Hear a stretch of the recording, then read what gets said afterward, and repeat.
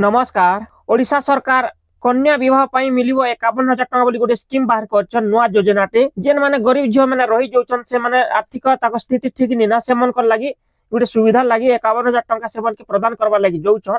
आपण माने तार तरीका रे केनता कि से लाभटा उठाबे चालू पेपर ऊपर टिक देखमा जेन धरित्री पेपर ऊपर लेखा हिचे मुख्यमंत्री कन्या विवाह योजना एमकेबीवाई पई आसिला नुआ गाइडलाइन एणिकी कन्या विवाह निमंते राज्य सरकार देवे 51,000 टंका एने शुक्रवार महिला और शिशु विकास विभाग पक्षर सूचना दी जाइए।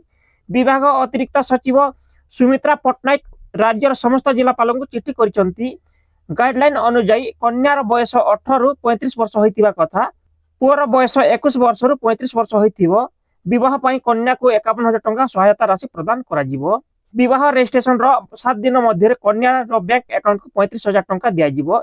देखुन जेन पैसाटा आपन के मिलबा जेन आपन डीबीटी एक्टिव करथिबे आपन के बैंक अकाउंट डीबीटी जेंटा एनपी से लिंक थिले डायरेक्ट बेनिफिट ट्रांसफर आपन सीधा सलक सरकार तरफ आपन को बैंक के रिसीव हेबा 35,000 टंका दिया जिवो। कन्यार साड़ी चूड़ी चप्पल टिकली इत्यादि किनवा पई निमंते उपहार बाबद रे 10,000 टंका दिया जिवो। सही परि विवाह साज सजा निमंते आयोजन करूथिबा संस्था को 6,000 टंका प्रदान करा जिवो।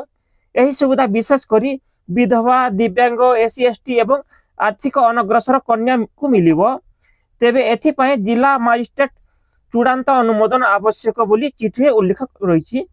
देखो योजना जेनटा ठीक क्वेश्चन हमर गरीब श्रेणी झियो मन को ठीक कथा जेन मन कर एंता भी लोक अछन जे से मन को दुई उली खाबार लागि भी नि मिलवा तांकर जेनटा कि तांकर झियो गुटे बढिले तांकर ऊपर आर चिंता रहउचे।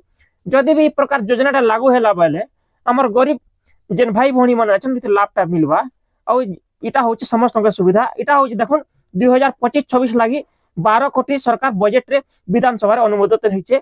आके इटा मिलवा नि मिलो तो कहि नि है इसन लागि 2025-26 लागि विधानसभा रे 12,000 कोटी टका इटा पास हिची।